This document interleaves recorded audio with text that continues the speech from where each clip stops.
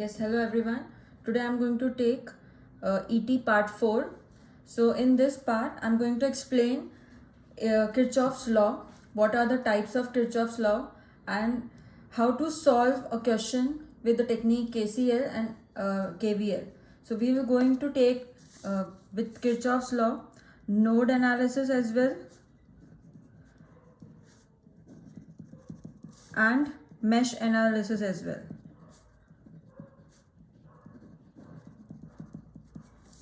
So first let's see what is KCL or first law of Kirchhoff. It states that algebraic sum of the currents at any point or node is 0. So first in any circuit, if we have to apply KCL, we have to find node. And on that node, like here I have considered a node A, and on that node, the sum of all the currents is equals to 0. But according to this rule, the direction of the current should be in the same direction, or if they are in opposite direction, then we have to equate them. For example, in this node A, I1 and I2 are leaving node A, and I5, I4 and I3 are coming towards node A. So the amount of current leaving node A should be equal to the amount of current coming towards node A, and that have equate, and this is what KCL is. So in KCL we have to find, first rule is to find the nodes, then we have to apply the incoming currents equals to outgoing currents to that particular node. Now let's see what is KVL. KVL is the second law of Kirchhoff. It states that algebraic sum of the potential drop of various branches and the EMF in any closed circuit or mesh is equal to 0. What does that mean? Let's see.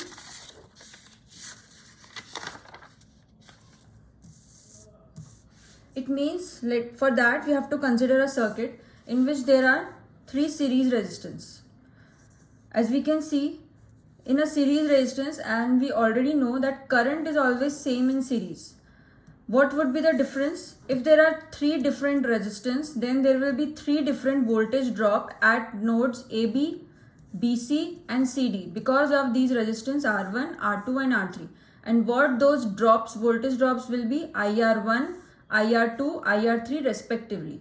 I have assumed here that total voltage given or EMF given to the circuit is V with polarity as shown plus minus. Hence the direction of current will be going from positive terminal and coming to the negative terminal.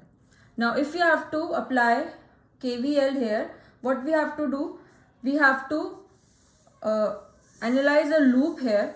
So since we have to do loop analysis or mesh analysis, both are same thing. We have to analyze a loop here which is moving in a direction in such a way that we are covering a loop which is A, B, C, D, and if I am considering this E and this is F, then A, B, C, D, E and F and A. So this will be the loop I am considering here, and I have to analyze this loop.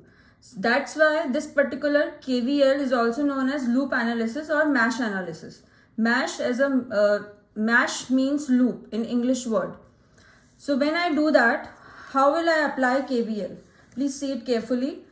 Since I am considering here, whenever a current is leaving any element, I will consider the sign which is the leaving sign, So here plus V, then current is going in R1 and it is leaving with negative sign because of drop. So minus IR1, that is the V1. IR1 is the V1. Similarly, then again current is going in R2 with positive polarity and then coming back down with negative polarity and with a voltage IR2. So I am considering this IR2 minus of IR2, that there will be minus V2. This will be minus V1. Then again the same thing will happen with R3. When current will go in R3, this current will remain same, but the voltage drop will be there because of this R3. Hence the positive polarity at coming inside and negative polarity when current going outside. So I am considering the output polarity, that is minus. So that will be minus of V3 again. And since KVL says that all the voltage drop should be equal to 0 in a circuit, in a closed circuit. So that's where this is equals to 0. So my equation will become this. Hence in this way we have to apply KVL. Now important points to note here is that power consumed in any circuit, whether we are finding through KVL or whether we are finding through KCL, the power is always consumed is V into I. The total amount of voltage. Voltage means the energy expand will be zero in shifting a test charge in a closed path. It is the law of KVL. This is what KVL said, that in a closed path the charge is moving and the average energy consumed by this charge is zero, and that is what KVL is. Next is passive sign convention. Some sign conventions to take note so that we can easily take the numericals after that. So I have taken, according to sign convention, the plus minus in polarity of a voltage source. Always take current going out from the positive terminal of the source. This is important to note. Take positive I because current leaving positive terminal voltage. When current entering a resistance, again I am repeating what I have discussed here, that whenever current is entering a resistance,